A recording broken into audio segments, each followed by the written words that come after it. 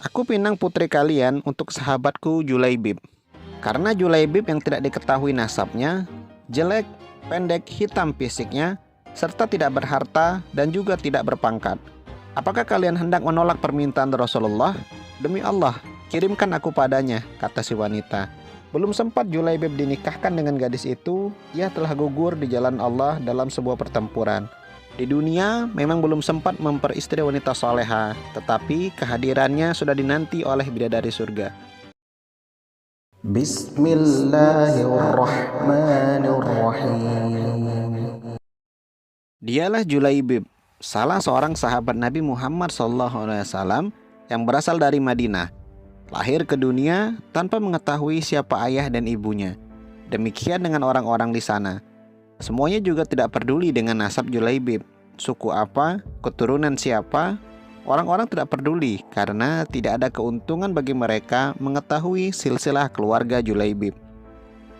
Akibatnya Julaibib tidak bernasab, disebabkan tidak tahu siapa orang tuanya.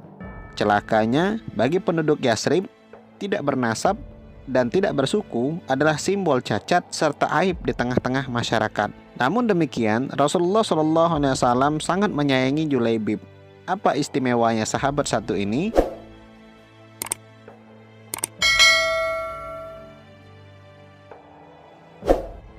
Menurut sejarah, Julaibib terlahir dengan bentuk fisik yang tidak menarik. Postur tubuh yang pendek, kulit hitam, dan baju yang lusuh membuat orang-orang di sekitar malas untuk bergaul ataupun mendekati Julaibib. Julaibib hidup tersisih dari kelompok masyarakatnya. Kesehariannya dilewati tanpa ada satu orang pun atau teman untuk mengobrol.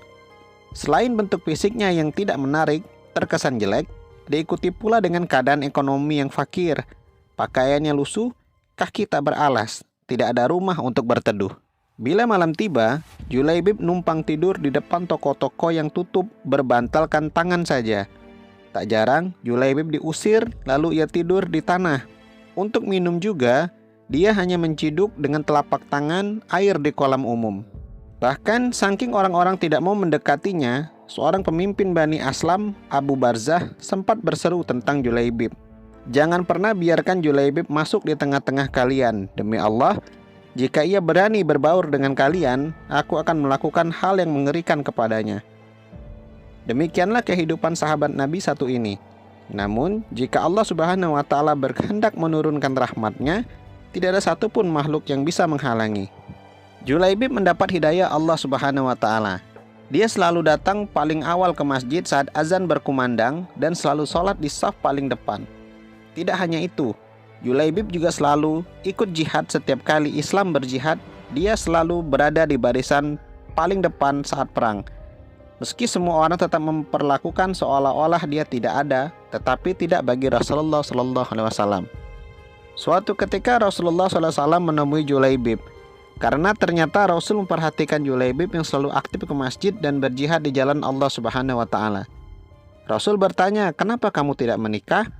Julaibib menjawab, "Siapakah orang yang mau menikahkan putrinya dengan diriku ini ya Rasul?"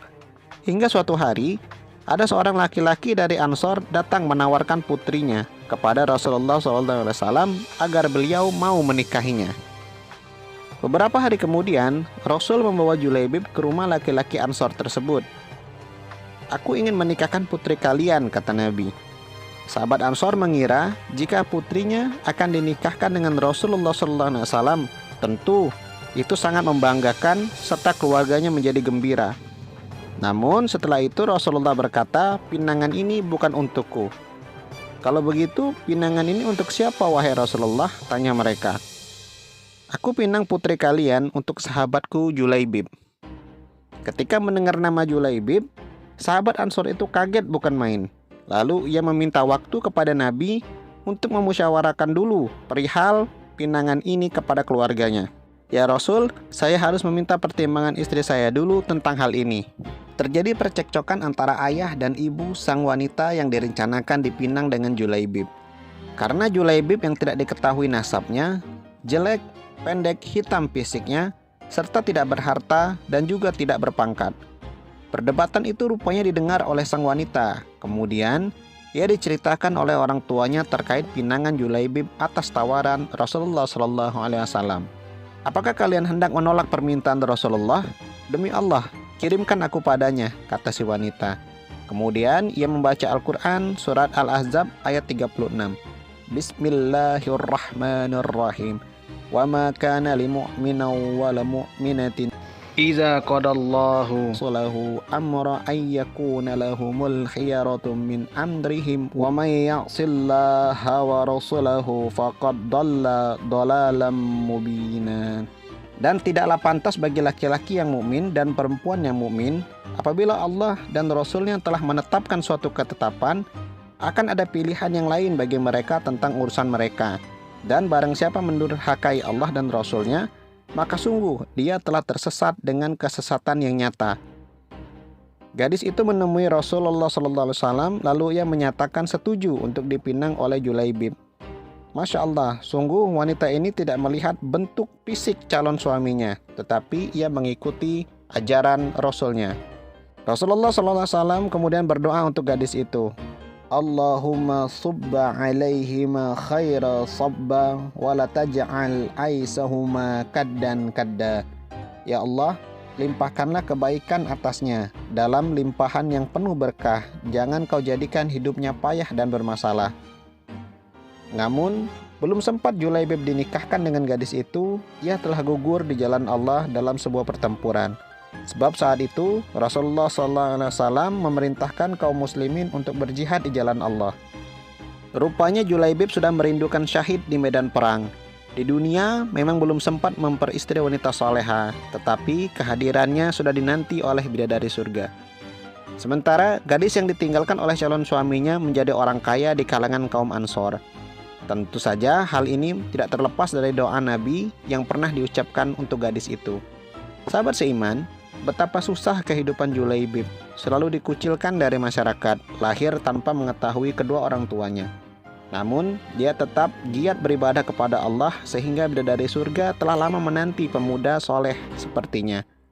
Akhirnya, ia gugur di medan perang, mati syahid, dan masuk surganya Allah Subhanahu wa Ta'ala bersama bidadari yang telah merindukannya.